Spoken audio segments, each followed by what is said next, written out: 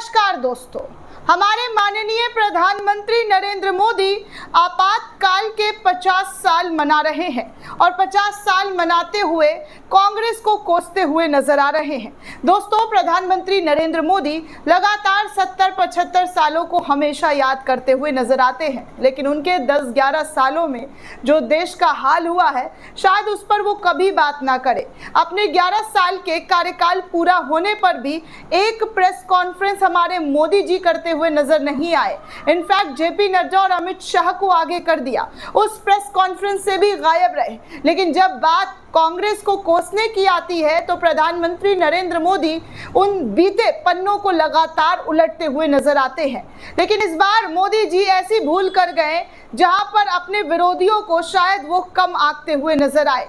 तभी तो उनके विरोधियों ने उनकी गर्दन, उनकी नब्ज पकड़ ली, और ऐसी पकड़ी दोस्तों कि आपको क्या ही बताऊं। प्रधानमंत्री नरेंद्र मोदी अपने ही दिए गए बयानों में अब बुरी तरीके से फंसते हुए नजर आ रहे हैं। इनफैक्ट विपक्ष के तमाम सवालों में बुरी तरीके से घिरते हुए दिखाई दे रहे हैं, क्योंकि प्रधानमंत्री नरेंद्र मोदी सिर्फ दुनिया को और देश को यही दिखाना चाहते हैं कि क्या वो सबसे ज्यादा महान है, क्या वो इतने महान है कि उनकी महानता की गाथा गाई जाए। लेकिन जब हकीकत दुनिया के सामने आई, देश के सामने आई, तो उनकी महानता ऐसी हवा में निकलकर सामने आ गई कि विदेश नीति के नाम पर उन्होंने पिछले 11 सालों में क्या कुछ किया है ये देश के सामने आ चुका है। जब भारत पाकिस्तान के साथ एयर स्ट्राइक हो रहा था तब विदेशी मुल्क कितना खुलकर भारत के साथ खड़े हुए, इससे सीधे तौर पर प्रधानमंत्री नरेंद्र मोदी की विदेश नीति पर सवाल खड़े हो गए। विपक्ष ने उनसे पूछा कि आपने क्या विदेश नीति बनाई है। इतने साल आप घूमे और कहा कि हमारा डंका बज रहा है, लेकिन वो डंका कैसा बजा। खैर, आपको बता दूं दोस्तों कि 50 साल पूरे होने पर जो बात प्रधानमंत्री आपातकालीन को याद कर रहे थे, हालांकि कांग्रेस ने इस बात को लेकर माफी भी मांगी है, लेकिन मोदी जी उन बात को फिर से दोहराते हुए नजर आ रहे हैं। हालांकि कुछ लोगों का यह भी कहना है कि आपातकाल लगाना उस वक्त की जरूरत थी, लेकिन फिर भी प्रधानमंत्री इन तमाम चीजों से परे होकर अपनी ही राजनीति में लगे रहते हैं। लेकिन इस बार ऐसा उनके नब्ज को दबाया गया, ऐसा गर्दन पकड़ा गया कि शायद बीजेपी का एक भी लीडर आकर इन सवालों का जवाब दे दे दोस्तों, तो देश की जनता उनको फिर से सराखों पर बिठा लेगी।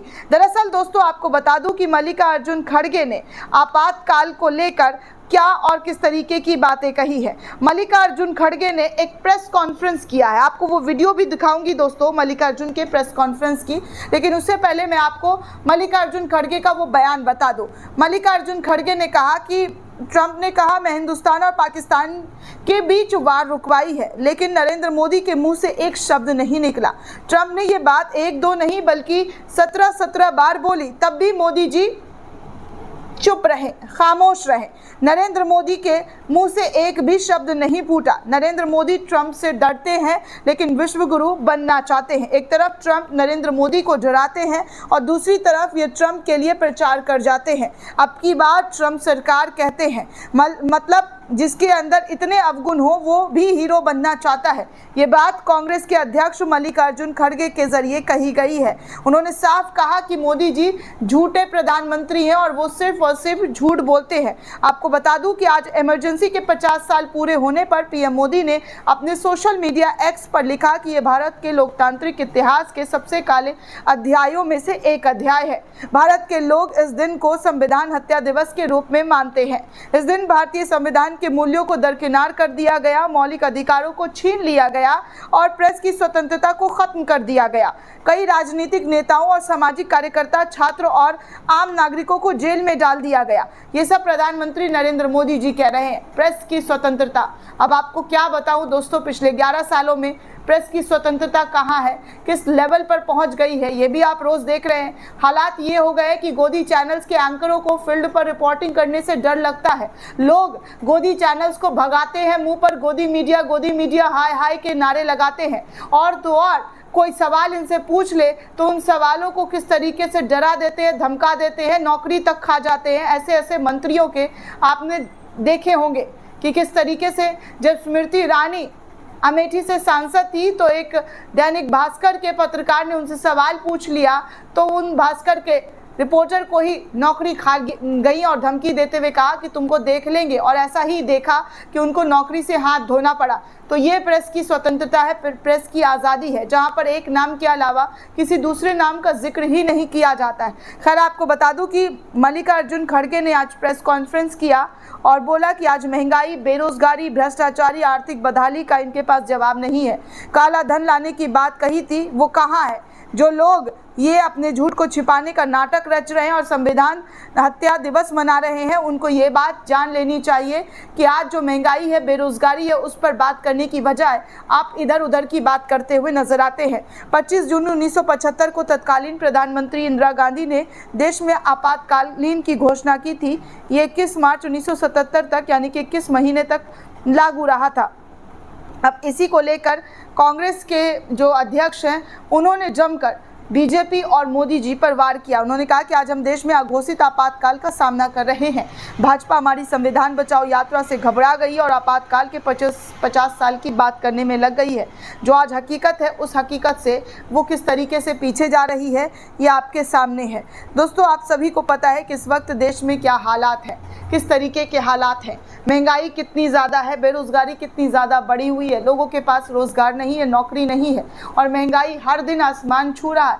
लेकिन प्रधानमंत्री नरेंद्र मोदी इन तमाम बातों से हटकर कांग्रेस और नेहरू गांधी को कोसने में हमेशा की तरह लगे रहे।